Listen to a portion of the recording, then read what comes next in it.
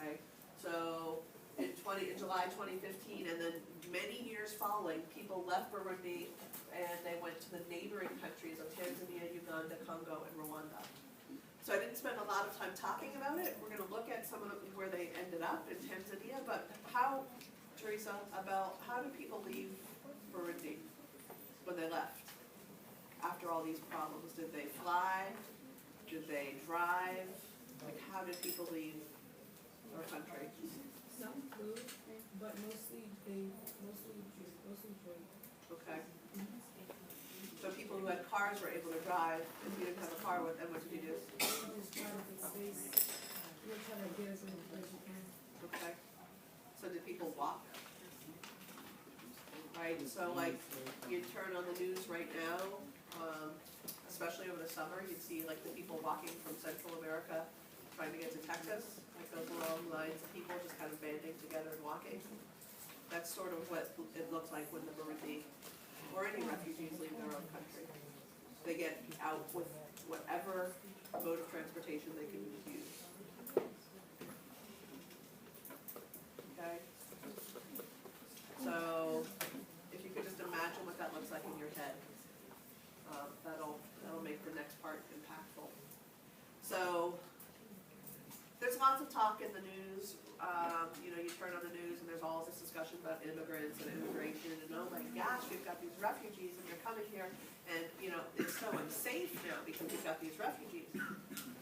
Not my words, but when you turn on the news, that's what people say. But what people don't understand is there's this really long, complicated process to bring in refugees into the United States or any country around the world. The United States is not the only country bringing refugees. New Zealand, Australia, England, Sweden, Denmark, most of the Western European countries bring in refugees. They all go through the same process. So the United Nations comes in, they set up shop, and then they go through this process with the people who want to be considered as refugees.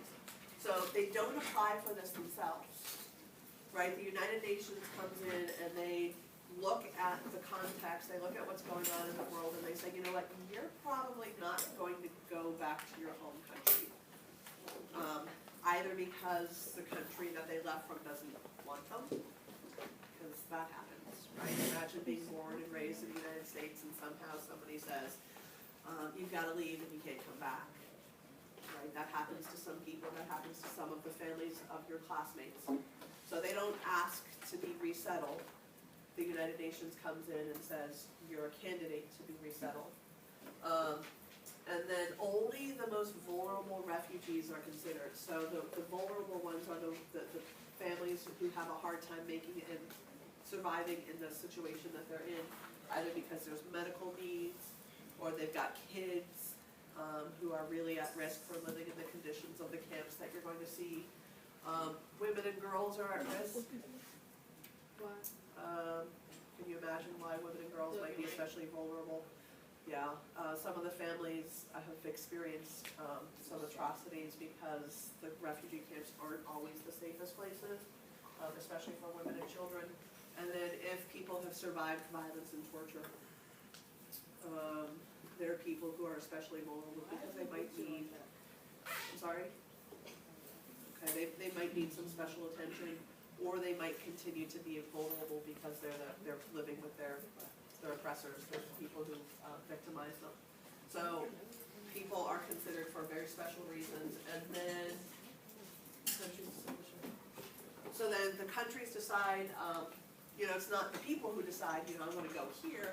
No, they just pretty much sign that they're kind of pushed through this process, and then the country that's receiving them decides who's going to come in. So here's the key. So whenever you turn on the news and you hear all the conversation about refugees, the thing that people don't really look into is the fact that only the people who pass the most strict security checks are allowed to be considered for the process. So if there's anything that prevents, that looks like it might not fit, that might be a problem, that might be a red flag, the process just stops and they're not considered for resettlement. So we're not bringing, the refugee resettlement program is not bringing people who are in danger of committing crimes. And then, in the end, this whole process saves people's lives, right? It saves women's lives, children's lives, people who are vulnerable from all kinds of things. Okay, so any refugee that you meet they've gone through this process. So refugee status is temporary. When people leave their home countries, they don't expect to be living in a refugee camp forever.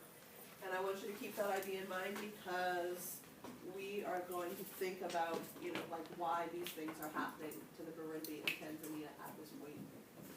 So, Mr. Nolte, your mouse is not responding nicely tonight. My touch. So this is a refugee camp in Tanzania.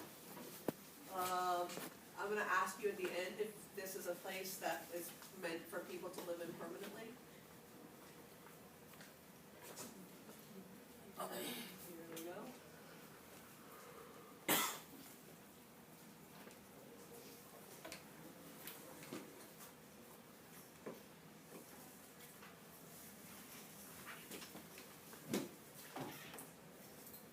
Just say lunch maybe it's my greasy fingers. No problem. Right. Edward Amani is one of tens of thousands of Burundian refugees who call a plastic tent home. He's been living in a Nduta camp in Tanzania with his children for over a year, having fled the conflict in his homeland, which has seen 400,000 people leave for neighbouring countries. The UNHCR doesn't have enough funds to move people out of the tents and into more solid structures, so refugees are having to stay in these emergency shelters much longer than they're supposed to.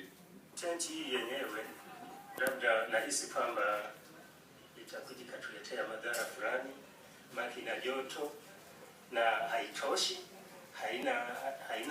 haina vyumba ndani.